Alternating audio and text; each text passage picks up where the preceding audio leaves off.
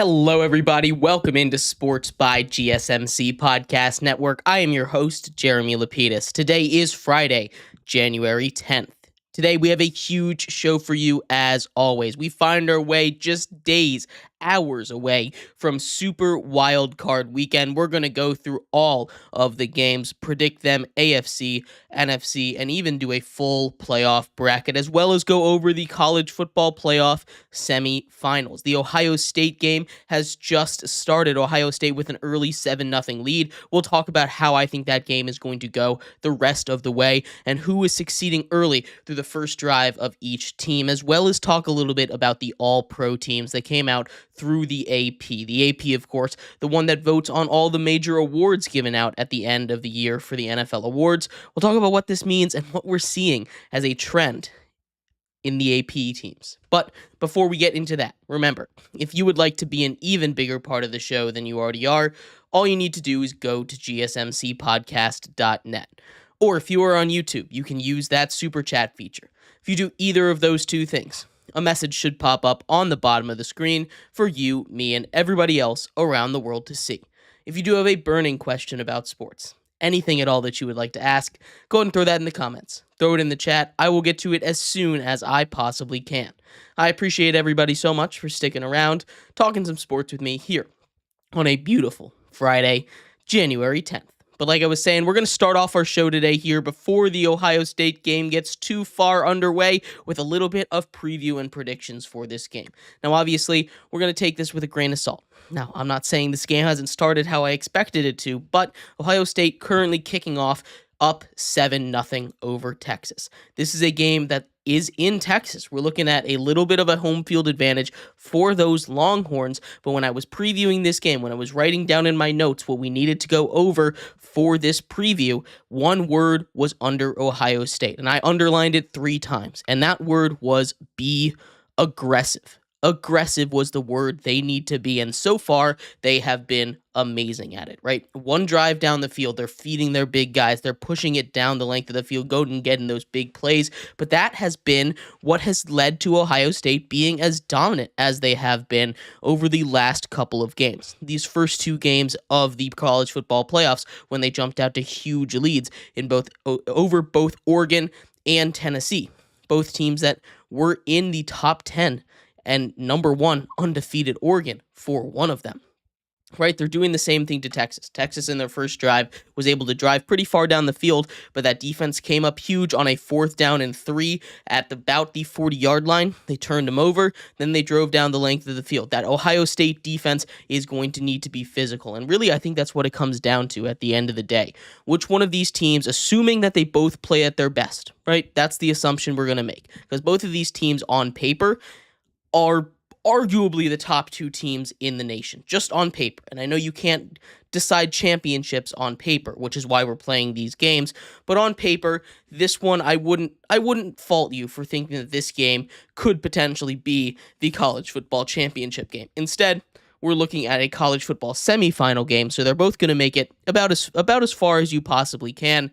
This is going to be an offensive show. They both have really good defenses. Ohio State's defense has been locked down for a while. The question is, how can Quinn Ewers play? Are the Texas Longhorns going to be able to play with the physicality that they need to play with to keep up with Ohio State? The offensive line for Texas has been really good at times. It's also been a huge problem at times, and we've seen that pop up and really bite them in the butt a couple times this year. Now, obviously, their only losses this season are to Georgia, pretty solid losses, but the reason they lost to Georgia is because Georgia just out-physicaled them at the end of the day, and that's something that Ohio State can do. So the key to this game for Ohio State is to be aggressive, but not overly aggressive to where Will Howard is having a couple turnovers, and he's been pretty good at that all season long, keeping the ball relatively clean if they stay aggressive as they were in the first two games of these this 12-team college football playoff, I don't think Texas stands a chance. Now, Texas can play the greatest game in the world, but right now Ohio State is playing playing better than just about anybody in the country, and that's what it comes down to. Momentum is a real thing. We saw it in the Penn State game, especially in that second half when Notre Dame came out with all of that momentum after halftime and never really gave it back, right? Texas is a team that can hang tough with them, and I expect them to hang tough with them. This is a game where Ohio State favored by 6. If Ohio State, if Texas can play clean football, right, in this one, if they can play clean football, not get themselves into a big hole and just kind of keep pace with that Ohio State offense that I think is just going to be able to put up points, they'll be able to keep it close. And at the end of the day, I think that's what's going to happen because this is a very talented squad. I think we're going to see a Quinn Ewers kind of masterclass. I don't know if it's going to be enough, though. At the end of the day, Ohio State is just playing better ball than anybody else right now, and I think they have a free run to the national title, especially if they're able to get past Texas. But this should be a good game. I can't wait to watch it play out. I'll be giving you updates all show long. Right now, we're about halfway through the first quarter. Texas is driving again, but Ohio State favored by 6. I think they win this game, but I don't think they cover that. I think this will be a kind of down to the wire game that sees Texas fall to Ohio State 35-30. But let me know what you think. I'd love to hear your thoughts on this. What do you think is going to happen in the second semifinal game? We're going to take a quick break. When we come back, we turn our attention to the semifinal game that already took place. We saw Notre Dame escape with a win against Penn State on a walk-off game-winning field goal. We'll talk about that game, everything that happened in it, and who the winner of this game tonight will have to face in Notre Dame. We'll be right back here on Sports by GSMC Podcast Network. Losing my mind. Is everybody in the world blind? Please, Lord, give me a sign, a sign. I feel like I'm losing my mind. Is everybody in the world blind? Please, Lord, give me a sign, a sign. I wanna be the greatest. Everybody on the fake shit. I look around and feel like everybody is the fakest. I'll make this every day and I'm impatient. Hoping one day I blow up from the basement. Statement, the top is so vacant. I don't hear shit that I think is amazing. Waiting for my day when I'm playing. Sold out shows with 1,000 faces. Hey, give me that crown. Get in my way and to be put down. It ain't your place, all this my town. If I want that shit, then I'll get it right now. I'm losing it, the news it fits. I'm losing shit, a stupid myth. You choose to live or choose to dip. You choose to fight or lose your grip and lose a gift. I feel like I'm losing my mind. Is everybody in the world blind? Please, Lord, give me a sign, a sign. I feel like I'm losing my mind. Is everybody in the world blind?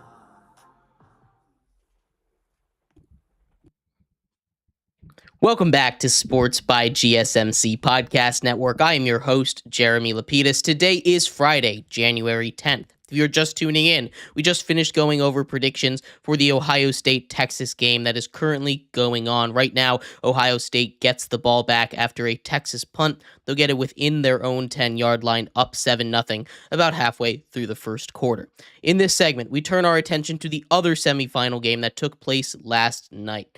Penn State failed to advance to the finals because Notre Dame took care of business in a game that honestly was really sloppy for both sides. We'll talk about that game in just a second, but before we do that, remember, if you would like to be an even bigger part of the show than you already are, all you need to do is go to gsmcpodcast.net. Or if you are on YouTube, you can use that super chat feature. If you do either of those two things, a message should pop up on the bottom of the screen for you, me, and everybody else around the world to see. If you do have a burning question about sports, anything at all that you would like to ask, go and throw that in the comments. Throw it in the chat. I will get to it as soon as I possibly can. I appreciate everybody so much for sticking around, talking some sports with me here on a beautiful Friday, January 10th. But like I was saying, we are going to finish up our college football talk for the day, going over the semifinal game that took place last night that saw Notre Dame take down Penn State on a game-winning field goal, just seconds left on the clock. A huge game for both of those teams, and one that was about as evenly matched as I think you can get. We're gonna go chronological order to tell the story of this game, because this game really was a tale of two halves. Obviously, if you were watching this game, you knew that Penn State jumped out to an early lead and kind of just dominated the first half of that game. They go up 10-0, really low scoring, low offensive output in that first half from both of the teams. Lots of punts back and forth, and it looked like that defensive battle that we were expecting from two defenses that are legitimately really good. Penn State, near the end of that second half, goes on a 7-minute drive spanning 90 yards that gives them the first touchdown of the game, the first one of the day for Nick Singleton, who went for 3 touchdowns in this one. A huge day for him. Obviously, ended up not being enough, but that's 7 minutes off the clock. That's ball control football right there, and that was Penn State doing exactly what they needed to do. Keep the ball out of Riley Leonard's hand, because as we talked about in the preview, this was a game that was going to go to whichever team made the explosive play. Now, neither of these teams really made an explosive play in the first half, but Penn State, up 10-0, gives the ball back to Riley Leonard and Notre Dame. Now, this is where the game really flips on its head. There's under 2 minutes to go in the first half. Notre Dame is trying to get to half with just something to grasp onto, momentum.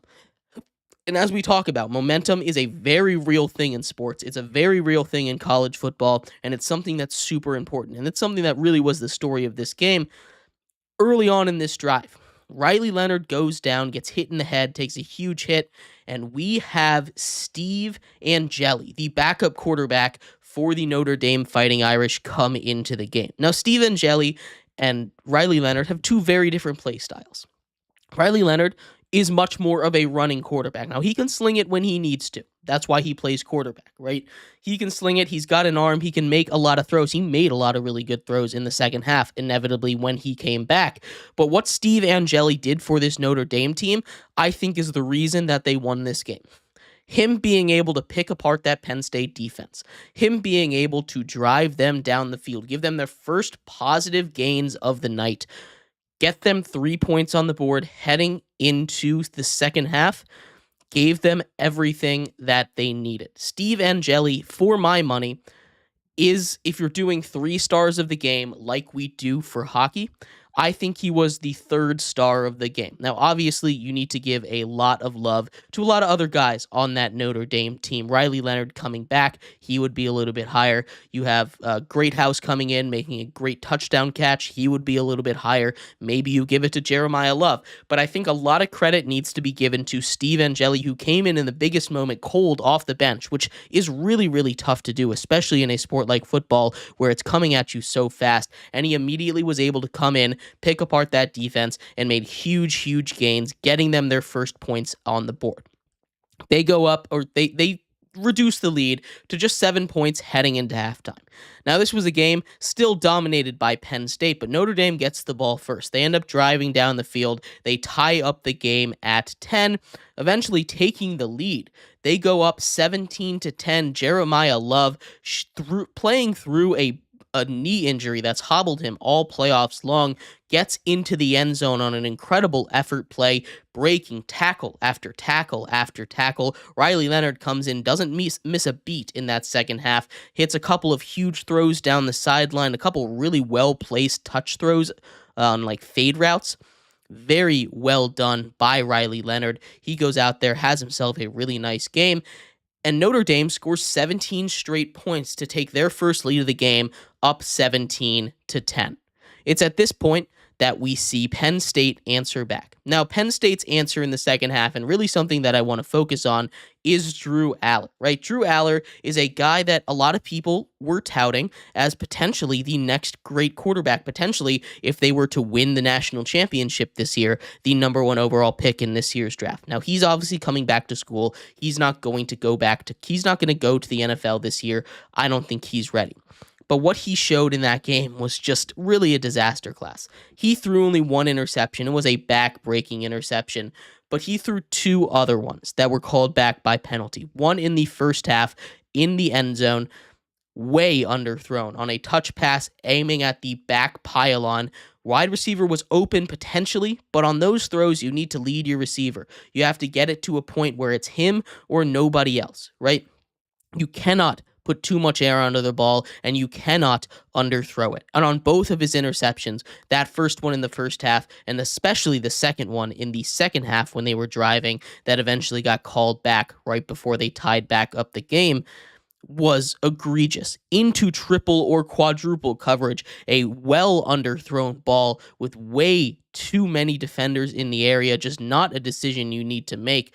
But kudos to the Notre Dame defense real quick. We shouted out Penn State's defense shutting down Notre Dame in the first half, but what Notre Dame's corners especially were able to do in this game is nothing short of incredible. They held the Penn State wide receivers to zero catches over the entire game. That is not something you usually see, especially out of a Penn State team that was trying to throw the ball a little bit. They have Nick Singleton, they have a lot of guys on the ground, and of course, they have Tyler Warren, the tight end, that can do a lot. Be very versatile, but the wide receivers are really the explosive part of that offense, and they were not able to get them the ball once. And that is crazy to me. That is incredible game planning by Notre Dame. And it shows a lot that this team was able to come back, that this team was able to win this game at the end, and especially the defense and the corners stepping up huge at the end there. But regardless, Nick Singleton gets into the end zone after that awful decision made by Drew Aller. He had a lot of those head-scratching decisions in this one. I'm not going to put the whole loss on him. I'm not. Because honestly, I think Penn State played a better football game overall than Notre Dame did. But in that second half, Notre Dame was able to capitalize on mistakes when Penn State was not capitalizing on the turnovers that they forced. Turning turnovers into just 3 points instead of touchdowns really was a big flaw of theirs in this one. But again, Notre Dame ties up this game at 24 after Penn State answers their 17 straight with 14 straight. They're up 24-17. Game gets tied at 24-24. Back and forth, interceptions, punts, and now Penn State gets the ball back with just about 40 seconds left in the game. They have all three timeouts. They start off with a running play, something that I did not expect them to do. And honestly, this is a kind of mental decision. It's not an objectively good or bad one. Honestly, I would have done the same thing. Drew Aller, all year long, a guy that did not turn the ball over that often. But Notre Dame is a team that lived and died on their turnovers. Drew Aller with 40 seconds left. The defense continues to play great, gets pressured, and does the one thing you can't do. He throws an interception. Now, usually you say in those situations, don't take a sack. But with a tie game, you have the ball. You have 3 timeouts. Taking a sack isn't the worst thing, especially when you're well in enemy territory, right? You cannot do that. You cannot throw the ball. You just take the sack or throw the ball away in that situation. Now, Drew Aller, to his credit, manned up, understood his mistake, and took it. But he throws an interception, a great play by the Notre Dame defensive back to go and make that play over there. But that sets up the game-winning field goal attempt. Really what happened in this game was that Notre Dame just wanted it more.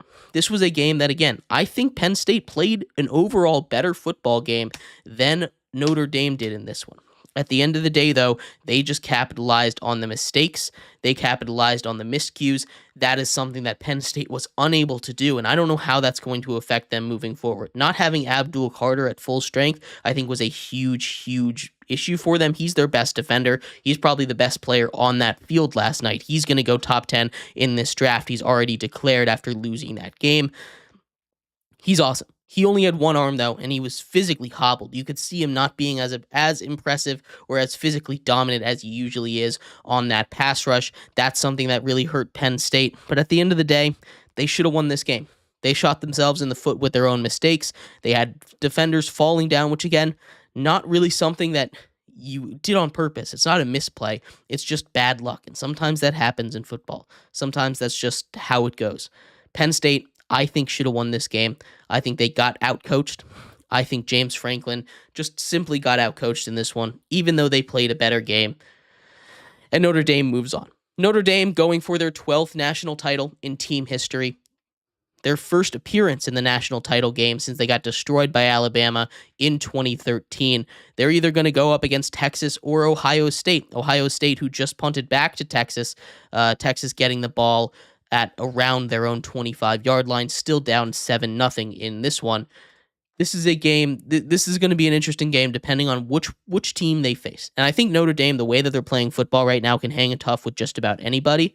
But I don't really trust that offense enough to really go toe-to-toe with a super high-powered offense if those offenses are really on. But let me know what you think. I'd love to hear your thoughts on this Penn State game, what Notre Dame did right, what they did wrong, who played the better game. Go throw that in the comments. I'd love to hear your thoughts. We're going to take a quick break. When we come back, we turn our attention to the NFL. Super Wildcard Weekend kicks off this weekend. The AFC and NFC teams are set. We're going to go through the old brackets, starting off with the AFC teams, previewing all 3 games, starting with the 2 taking place tomorrow night. We'll be right back here on Sports by GSMC Podcast Network. Looking for your daily fix of sports talk without having to pay for it? GSMC Sports Network is available on YouTube. Just search GSMC Sports Network. Get your fix of daily sports talk shows on YouTube. Absolutely free. NFL, college football, NBA, MLB, MMA, UFC, fantasy football, and so much more. GSMC Sports Network has shows running all day long, with new sports shows starting every 2 hours. Just like on your favorite cable sports channel, except GSMC Sports Network is absolutely free. Just search GSMC Sports Network on YouTube to catch one of your new favorite shows, like the GSMC College Football Podcast, Chip Shot Football Podcast, Hoops and Heels Women's Sports Podcast, GSMC Basketball Podcast, and so many more. Check it out for yourself. GSMC Sports Network, now available on YouTube absolutely free. Search GSMC Sports Network on YouTube right now.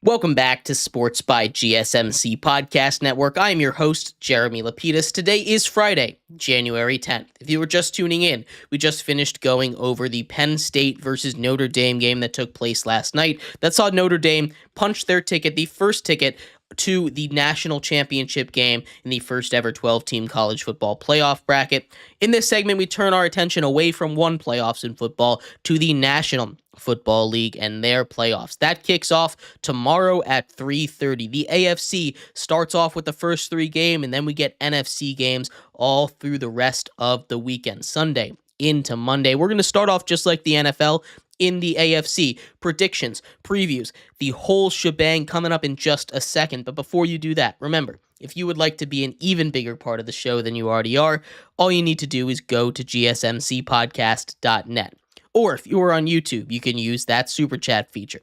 If you do either of those 2 things, a message should pop up on the bottom of the screen for you, me, and everybody else around the world to see. If you do have a burning question about sports, anything at all that you would like to ask, go and throw that in the comments. Throw it in the chat. I will get to it as soon as I possibly can. I appreciate everybody so much for sticking around, talking some sports with me here on a beautiful Friday, January 10th.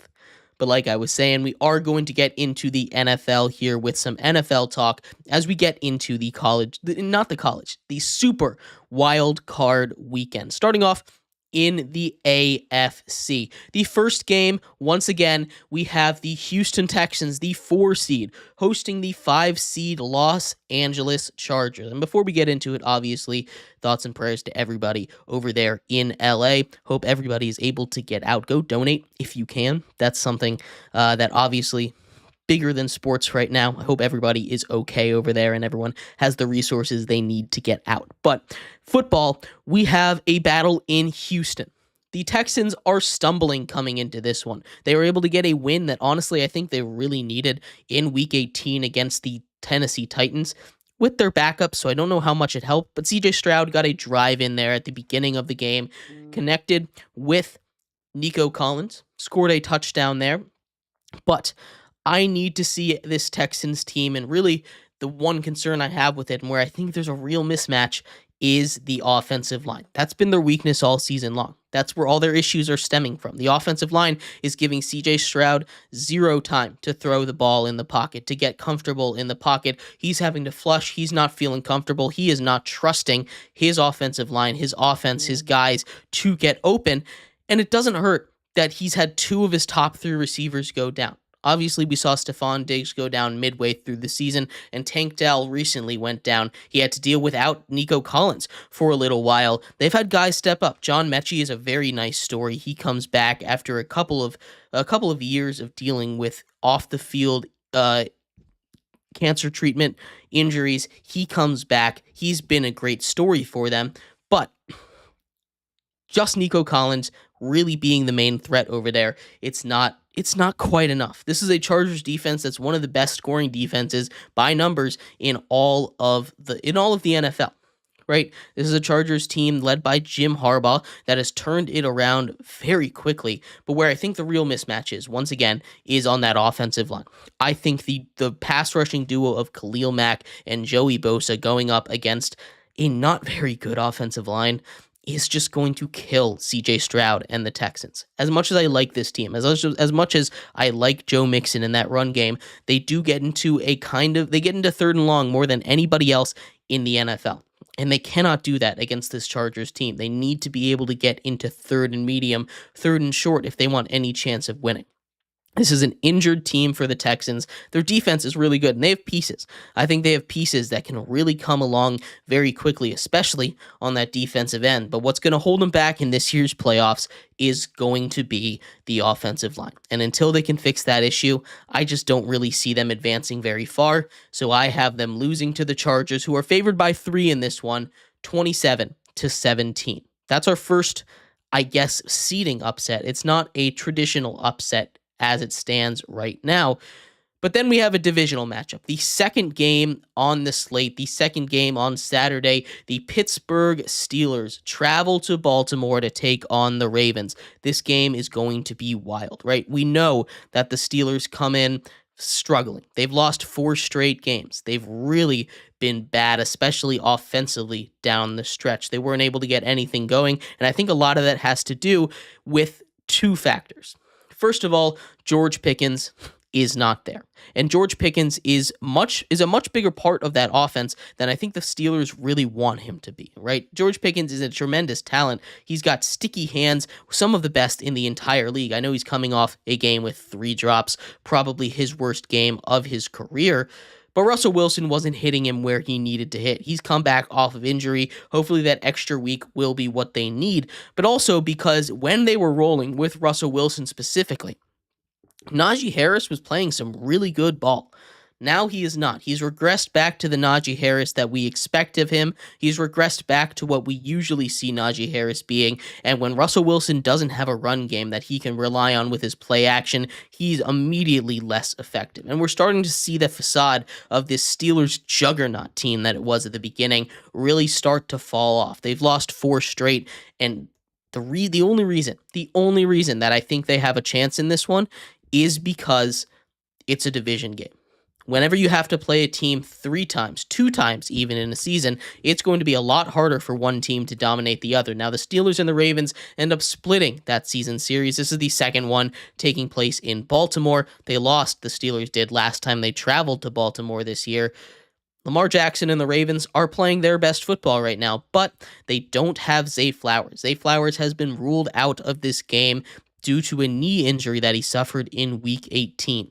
That is not good for them. They have a lot of other weapons, and Lamar Jackson and the Ravens, really everyone on the Ravens is playing at a level that they haven't been all season long. The defense especially. Kyle Hamilton was moved back to a more traditional safety role later in the season, and that defense has immediately gotten much better because of it, right? That's not the only reason. You have a couple guys that got selected to the all-pro team. Roquan Smith Kyle Hamilton, second team All-Pro. Marlon Humphreys was an All-Pro defender, right? There's a lot of reasons why this Ravens defense is starting to round into form, but they're starting to show up now when they needed to do it the most, and that is what we were waiting for. This is a Ravens team that is hot, hot, hot when they need to be, but because it is a division game, this is the one that I actually think is the most likely upset in a first round that seems a little bit lacking in upset caliber wins, especially on the AFC side. I think the Ravens still escape with a victory. Lamar Jackson, they lean on Derrick Henry in January because that's what they need to do.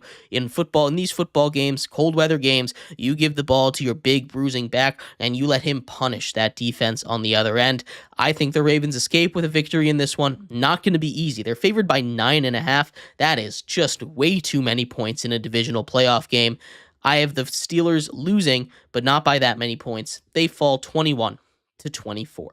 And the final AFC wildcard game, we have the Broncos taking on the Bills. Obviously, we just talked about one of the MVP candidates in Lamar Jackson. Now we're going to talk about the other one. The Bills favored by 8.5 in this one. That is another big spread. This is going to be a battle of scratch that, great on great. You have the best defense, maybe one of the best defenses in all of the NFL in the Broncos defense going up against one of the best quarterbacks in the NFL in Josh Allen. And his weapons might not be elite. He might not have Stephon Diggs. He might not have Justin Jefferson. He might not have a guy like CeeDee Lamb on his team anymore. But what he has is more than adequate. That stable of running backs, especially their ability to catch the ball out of the backfield, is great. You have a guy like James Cook, who is dangerous on the ground. He only had about 200 carries this year. He's going to be relatively fresh for the playoffs. He's a guy that they could rely on a lot.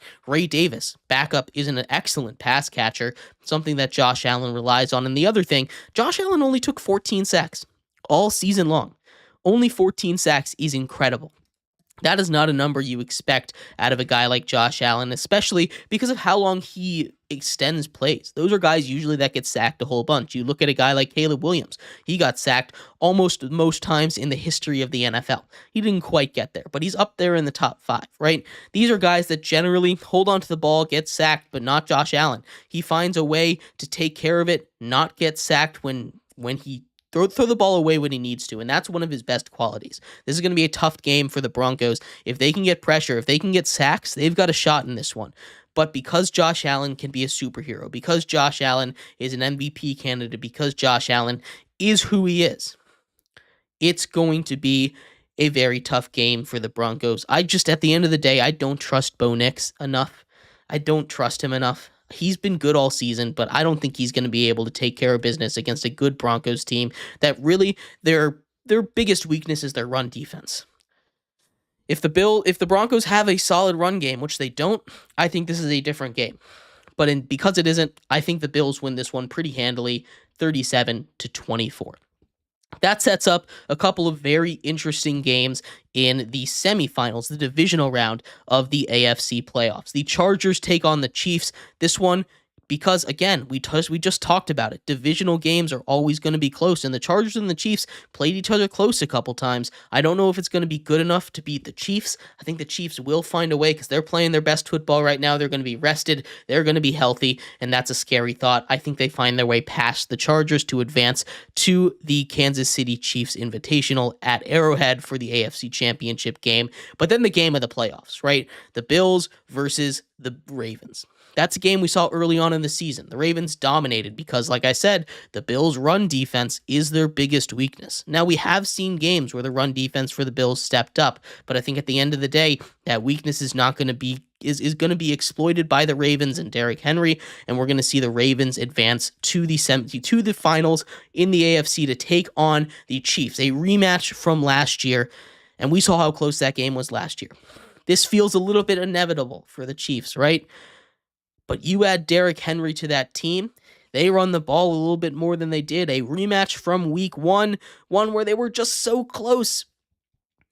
I think the Ravens take care of business in this one, and they advance to the Super Bowl over the Chiefs. They're playing great football at the right time, and that's what you need to see. Ravens take care of business, find their way out of the AFC, but let me know what your thoughts are. We're going to take a quick break here. When we come back, we break down everything from the NFC, the wild card games and details, and then the rest of the bracket, as well as a Super Bowl prediction. Who is going to take on the Ravens? We'll be right back here on Sports by GSMC Podcast Network.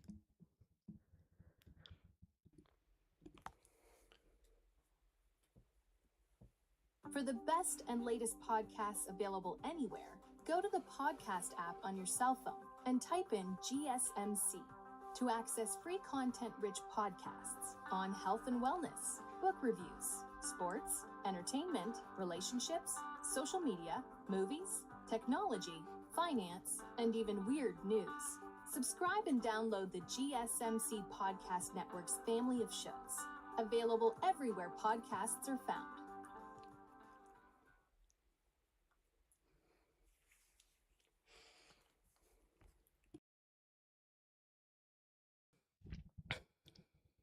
Welcome back to Sports by GSMC Podcast Network. I am your host, Jeremy Lapidus. Today is Friday, January 10th.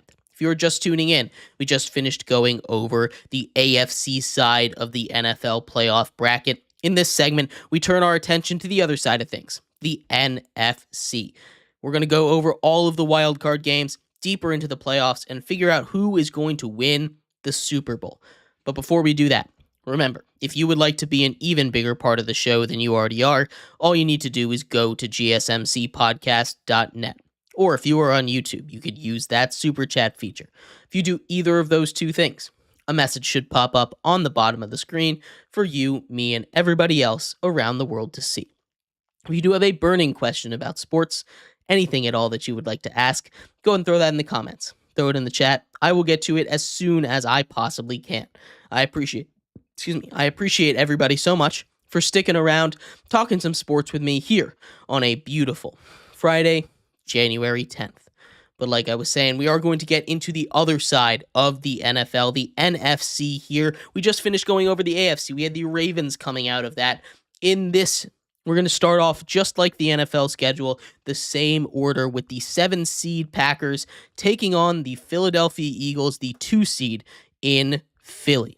The Philadelphia Eagles are most likely going to get their quarterback, Jalen Hurts, back in this one, and that was the big question for me. The Packers are dealing with a lot of injuries right now, which really sucks. They lose Christian Watson to an ACL, probably out for most of next season as well, which sucks because he is a deep threat, someone that they need, especially with the gunslinging nature of a guy like Jordan Love. You love to have a guy that can spread the field, really push the defense deep, especially against an Eagles defense that is just incredible. You had multiple guys selected to the first and second team All-Pro this year on the Eagles.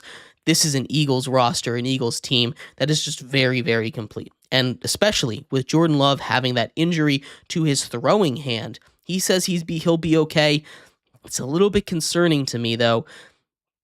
I think at the end of the day, this game's going to come down to who can run the ball better. And you have a battle of some of the best in the NFL. Saquon Barkley, who's probably going to win the Offensive Player of the Year, almost broke the all-time single-season rushing record, falling just 100 yards short of the all-time record there because the Eagles didn't let him play in the second game. I think you're going to see a heavy dose of him. A.J. Brown dealing with some injuries will play. Devonta Smith dealing with some injuries will play. And on the Packers side of things, we talked about injuries a little bit to the offense. They're not going to have their star corner over there either. He's been put on IR, Jair Alexander. He's not going to be out there. That is a huge, huge loss for them as well. That's something to keep an eye on. But again, Josh Jacobs versus Saquon Barkley, I think, is going to be the story of this game. Getting Jalen Hurts back is huge. I don't want them to have to rely on Tanner McKee. Good thing they won't, really. But I want to believe in this Packers team. But that Eagles team, that defense has been playing like one of the best in all of football. It really has been. You have the Packers over there who have just kind of sputtered, especially against bad team. It's a rematch from week 1 in Brazil. I'm taking the Eagles to win this one pretty handily. The injuries are just too much on the Packers side, and they're too vital. I think the Eagles win 30-17. Then potentially the game of the week. We have the Washington Commanders in their first playoff appearance since 2020, taking on Baker Mayfield and the Buccaneers. Obviously, the last time we saw Washington in the playoffs, they took on the Buccaneers. Now, that's not going to mean anything. Just one of those historical tidbits. They played Tom Brady that year, so this is obviously a much different team. One of the big things to watch in this one is Marshawn Lattimore will be out there. We all know very well the exploits between Marshawn Lattimore, former Saints corner, and Mike Evans. They have a hate-hate relationship. They hate each other. They get in fights every time that they're on the field, and that is going to be must-see television. This is going to be an offensive fireworks show. One of these defenses is very good against the run. That would be the Buccaneers. One of these defenses has actually been pretty good against the pass. That would be the Washington Commanders. Now, I don't think the Washington Commanders defense against the pass is really going to shut down just about anything because they're still relying on some corners that I don't like. You have a third-string corner situation that's not very good. I love Marshawn Lattimore. He'll do his best to shut down Mike Evans. I love me some Mikey Sandersill, the rookie out of Michigan. He'll do his best against Jalen McMillan, but who's going to be that third corner? Who's going to shut them down on the outside? Benjamin St-Juste has been really bad, and the backup to him has been even worse, right? This is going to be a fireworks show. Look for a lot of Bucky Irving. Look for a lot of Jaden Daniels and Terry McLaurin. Terry McLaurin should have a massive day against a pretty bad Buccaneers secondary, one that's already being more thin than it usually is due to some injuries. Now, yet again, just like the Packers versus Eagles, this is a rematch from week one. We saw the Bucs take care of business in week one against the first ever game of Jaden Daniels. Jaden Daniels is a much different quarterback now than he was in week one. Even week two, Jaden Daniels was a lot different than week one Jaden Daniels. He's a lot more confident. He's a lot more prone to running the ball, really. He has broken off runs of more than 20 yards in a couple of his last games. He has been the entire rushing game. Washington, a team that started off as one of the better running teams, has really kind of regressed, especially as the season has gone on with their running backs. But Jaden Daniels has been amazing on the ground. Not just on the ground, but through the air. He is going to be the key in this one. We're going to see lots and lots of high scoring. It's going to be a high scoring battle. There's a reason this is the highest total of the week, and I think this is going to be neck and neck. Honestly, I keep going back and forth on this one, but at the end of the day, I'm going to take the experience in this. As much as I like the Washington Commanders, I just don't think they have what it takes to win a playoff game this year. I think they're just short, especially on the defensive end, and the Buccaneers are going to be able to play this game with Kalijah Kancey, who they didn't have in week one. That's going to make it a little harder on an offensive line that's kind of struggled recently. So I'm taking the Bucs to win this one in a very close game, 31-30. And the final game of the wild card weekend, the final game of Super Wild Card Weekend, we have the Minnesota Vikings taking on the Rams. This one is in Glendale, Arizona, obviously because of the fires. Again, thoughts and prayers go out to everyone over there. It's an awful situation. I hope everyone is doing okay, but we have some football to talk about, right? The Rams and the Vikings, again, another rematch from earlier on in this season, right? We saw the Rams take care of business against the Vikings early on in the season.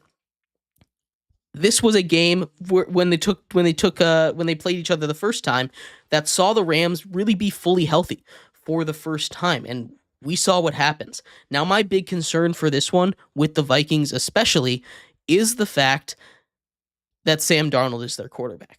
It's the same issue I have with the Broncos, and it's unfair of me to have that, right? But we saw what happens when he stepped onto the big stage. A pseudo playoff game last week against the Lions, and he was just missing everyone. This is a Rams defense that if he continues to play like that, they are going to be able to get pressure on him. Jared Verse and Braden Fisk coming off of the edge. This is a very, very good pass rush. Potential defensive rookie of the year right there in Jared Verse. It's going to be a very long day for Sam Darnold if they can't get the run game going, and they generally don't rely on the run game. This is not an easy game for the Rams either. As much as I like Matthew Stafford, I don't know if they're going to be able to get their run game going. That defense for the Vikings is one of the best in all of football. Not something that you really want to run up and down against. Not an easy team to run up and down against. I'm taking the Rams to win this one. It is the first real upset. I'm taking this one. Again, we're following the rematch rules. Team that won in the regular season is going to win this one. I think this is probably the closest to the real one that took place in the regular season, and I think we see the Rams escape with another victory as they just get pressure on Sam Darnold in the end, and they win 24-20. But that takes us past the wild card round. There are still a couple more games to go in the NFC. The 1 seed Lions take on those aforementioned Rams, and at this point, the Lions are starting to get a little more healthy. We saw what the Lions did to the Vikings, and I think they rolled over the Rams in this one. Another rematch from week 1, where we saw the Lions win in overtime. That one, the Rams were hurt. That one, we also saw this was also a rematch from last year's playoffs. I think the Lions still take care of business, and I think the Lions beat the Rams to move on to the NFC Championship game. The Bucs take on the Eagles, and this one's super interesting. I think this is one where the Bucs could kind of get the best of the Eagles, but I trust that Eagles defense. I trust the upgrades that they've made, especially with the rookie corners that they've gotten. I think them and the, resurgent season of Jalen Carter, him really showing up, they're going to be enough for the Eagles to take care of business against the Buccaneers. So we have a 1-2 in the NFC Championship game. And I think we get a rematch of the not a rematch here. We have the Ravens going to the Super Bowl in the AFC, but I think the Lions are just going to be a little bit too injured to take on the Eagles in this one. And I have the Eagles winning the NFC crown. They're going to move on to take on the Eagles, a Bird Bowl for the Super Bowl there. And at the end of the day, I think Lamar Jackson gets his first Super Bowl. This is going to be a great playoffs, honestly. All of these wildcard games, I think, are going to be really exciting. I cannot wait to see them. But let me know what your thoughts are. We're going to take a quick break here. When we come back, we finish off our show going over the All-Pro teams. The AP came out with their All-Pro. We talked about the players All-Pro earlier this week. Now the AP has come out. Very interesting results for a couple of key races for rewards as we get down the stretch in the NFL. We'll be right back here on Sports by GSMC Podcast Network.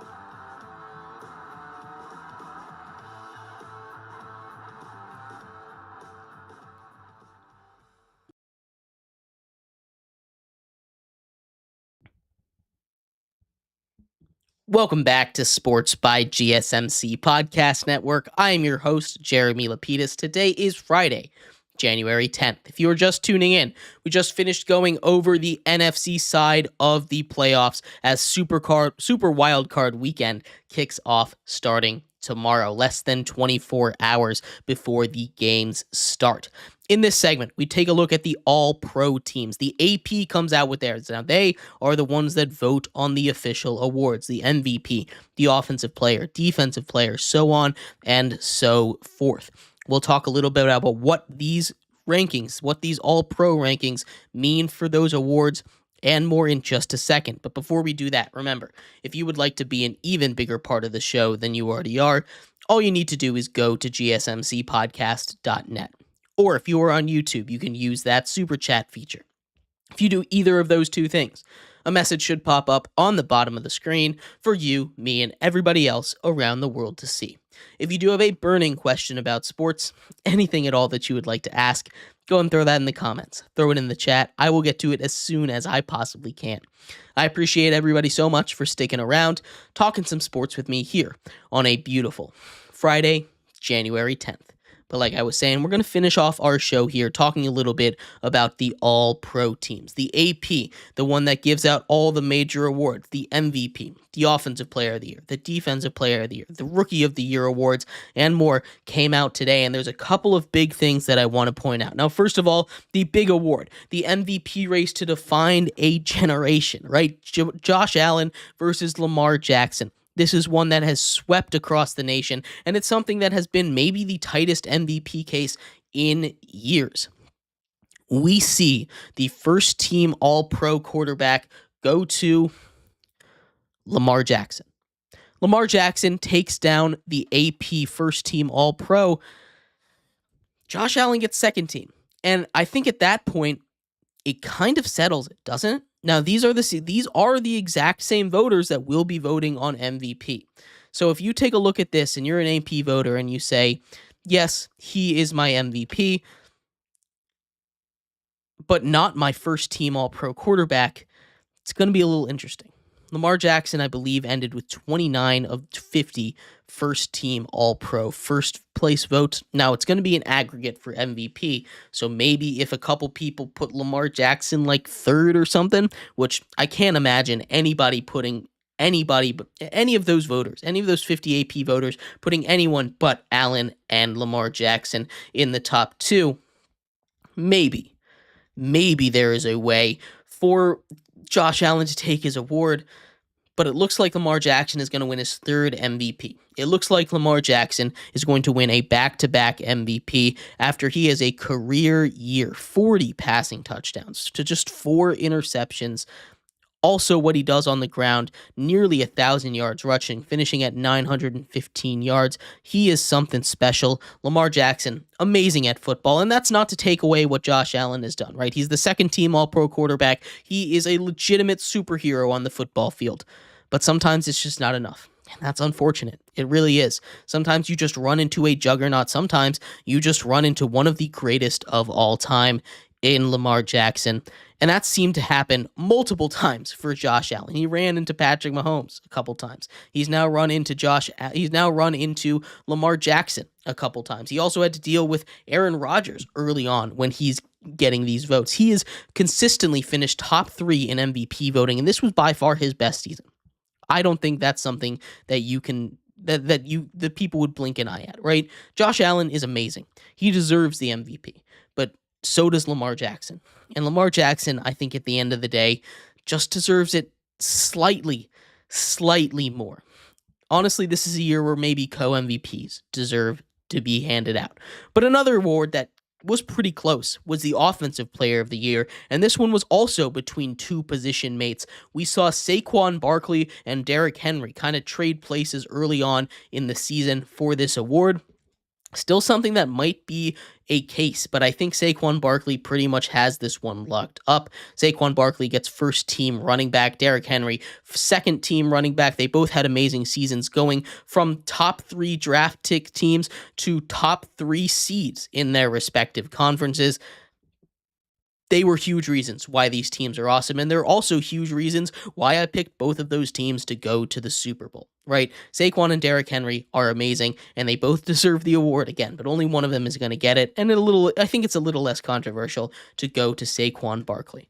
The wide receivers here, not really for awards, but something that I wanted to point out. There were just 2 players that were given unanimous first-team All-Pro votes, and those were 2 wide receivers, the undisputed 2 best wide receivers in the league in Jamar Chase and Justin Jefferson. I think that if anyone thinks anybody in the league is better than those 2, they're just wrong and they don't understand what's going on. Jamar Chase, obviously, going to get the triple crown for receivers.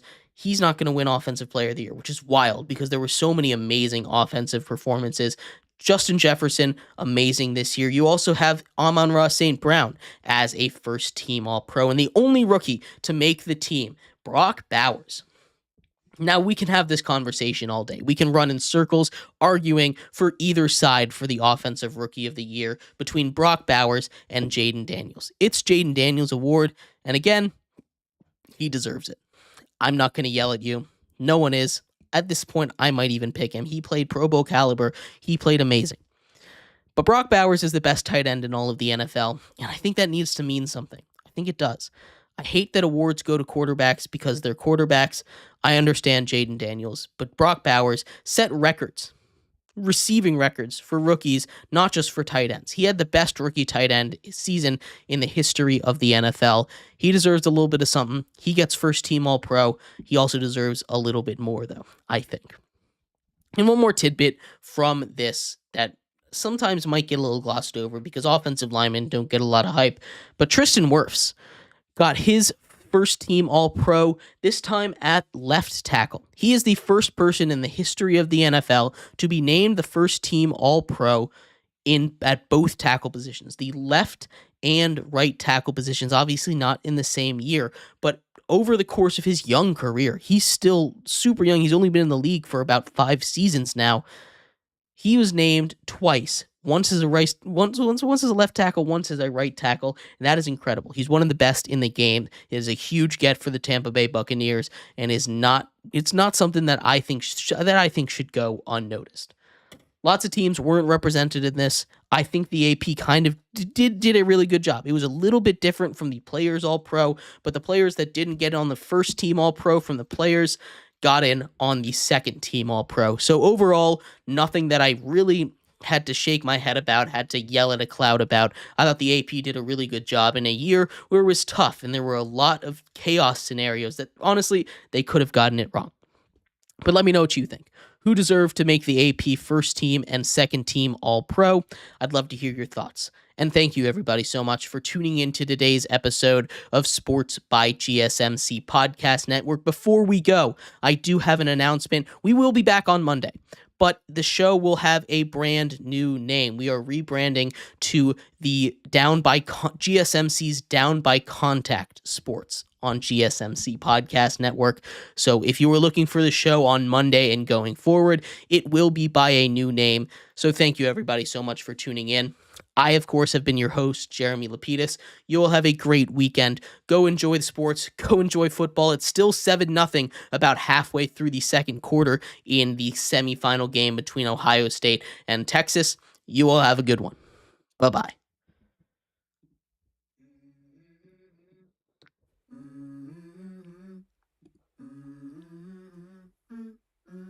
Let's go.